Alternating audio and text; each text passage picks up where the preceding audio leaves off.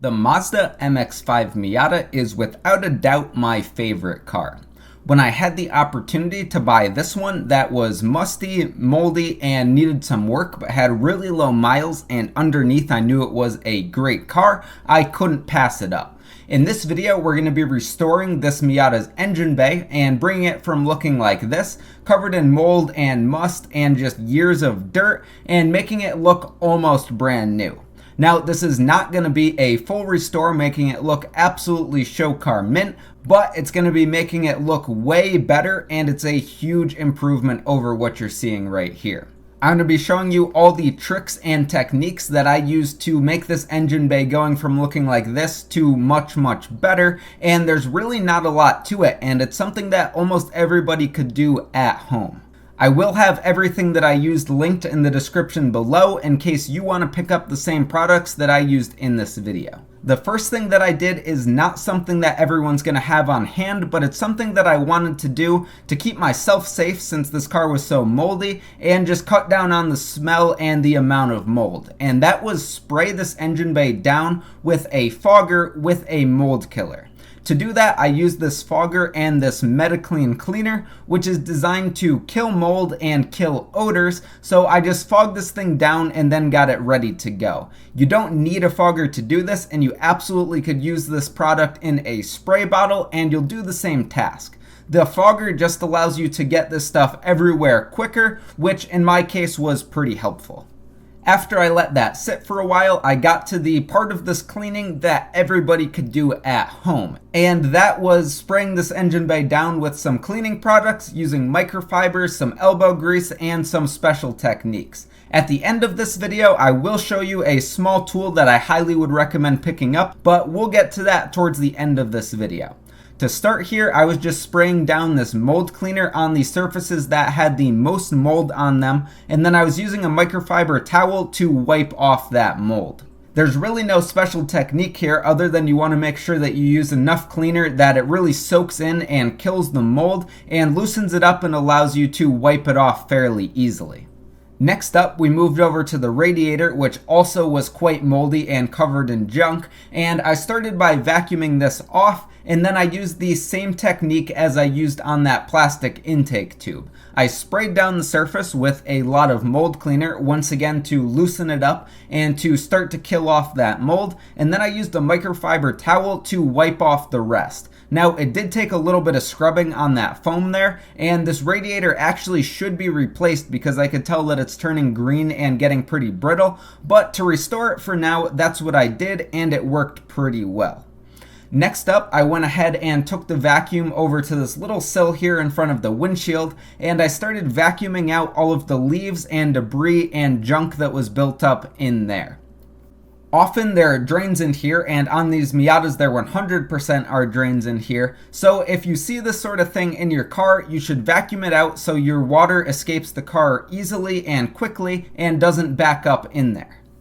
This was also the first step that I was doing to clean out this little sill area here, and later in this video we'll be cleaning it up and bringing it back so there's nice shiny paint in there rather than just seeing all this debris built up on that painted surface. And now, even with those little improvements, this engine bay looks vastly better, but it's not perfect. So we're going to keep going. We're going to make it look as good as we could in just a few hours here. Next up, I'm using more of that mold cleaner on a microfiber, and I'm getting in and cleaning off all of the plastics in the engine bay.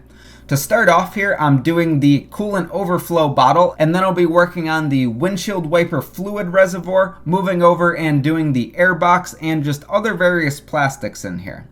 Once again, I soaked down this microfiber so there was quite a bit on there, and then I'm just wiping down these surfaces.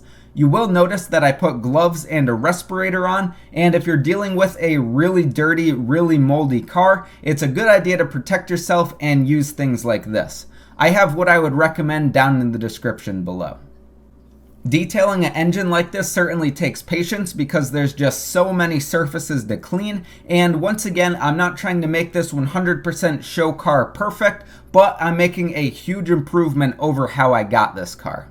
Next up, once I hit most of the plastics in the car, I moved on to the rubber hoses. I'm using a different mold cleaner here, but they sort of do the same thing. I just wanted to try out some different products. And what I did was absolutely soak down the rubber hoses, so it soaked into the mold and started to kill off the mold, as well as loosened it up.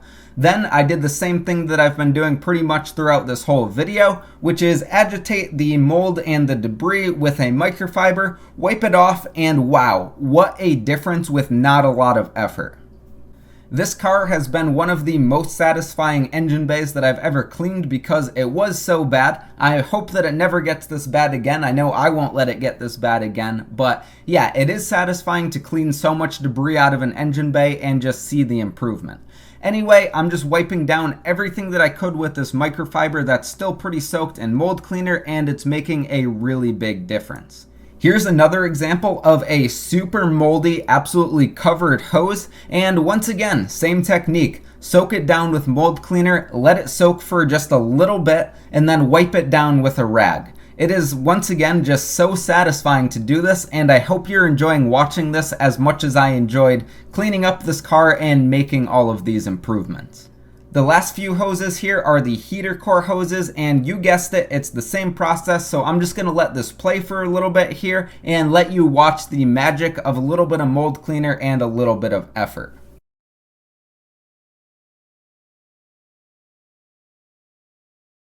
So now you could see that this engine bay is looking much better, but if you look close, there's still a lot of dirt and debris built up on the chassis surfaces of the car that I haven't touched yet. That's something that we're going to start cleaning off now, and the first thing that we're going to do is try to blow out as much debris as we could. Now, you could use compressed air to do this. You could also try to get in there with a vacuum and suck off as much of the dirt as you could, but I decided to try to use a backpack leaf blower. I saw somebody use this on YouTube, and I thought it was a pretty smart idea, so I fired up mine and started blowing debris out of this engine bay. Now, a lot of the debris that was actually built up on the surfaces was still pretty stuck on there, and I didn't make a huge difference, but this did take off the loose debris in there. It blew out some leaves and some pine needles, and for the amount of time that this took, I was pretty happy with the difference that it made. I did wear eye protection here because I didn't want stuff flying into my eyes, and yeah, you want to be careful. Don't blow super hard on critical connectors, but a nice steady breeze through your engine bay will help clean it up. The next thing that I did once most of the surface debris was blown off was go through with a light brush and just brush the aluminum surfaces. Now, aluminum corrodes over time and gets a thin built up layer of debris and corrosion on it, and this brush here is just loosening up that corrosion and taking it off. Now, initially, it actually didn't look horrible because the layer was pretty uniform, but after I brushed it down, it looked way better, and I was so happy that I decided to use this brush. There's really no crazy technique here either. It's just rubbing back and forth and watching the stuff come off. There are more aggressive ways to do this, but this light brush did the trick, and I didn't have to worry about damaging my valve cover or my intake manifold. Here you could see a particularly bad spot on the intake manifold that had a ton of corrosion built up, and you could see just how easy it was to get that off with this brush. Once again, this wasn't an aggressive brush, it was just a really light dustpan brush that I was using, but it really did the trick and it made a huge improvement on these parts.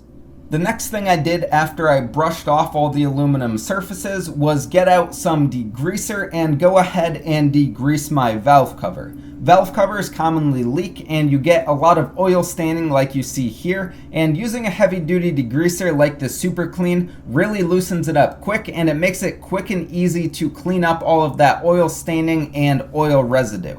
I'm using a fresh microfiber here to just wipe everything down and collect all that oil and dirt off of there, and it made a really big difference in really not a lot of time. And now for that special trick that I was telling you about earlier in this video, and that is using a steam cleaner to clean out your engine bay. This is just a relatively cheap unit, but it does the trick.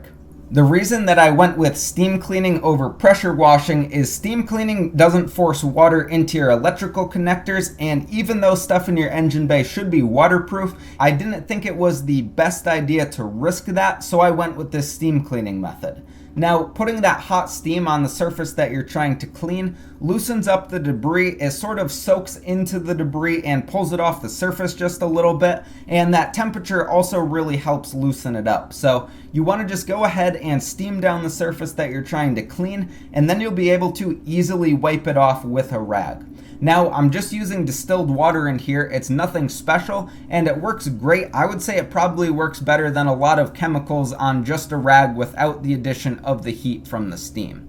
On this clip, the sun started to go away a little bit, so it got dark, but in the next clip, you'll see how effective this method is. Here on the shock tower, I'm using that steam. I'm just gently spraying down the area with the steam, getting a pretty even hot coat of water on there. Once again, nothing too thick, just enough to have a little bit of water built up, and then I'm going in there and wiping it down with a rag. Now, this is real time, and you could see how fast and how effective this cleaning method is, and I was super happy doing this with this car.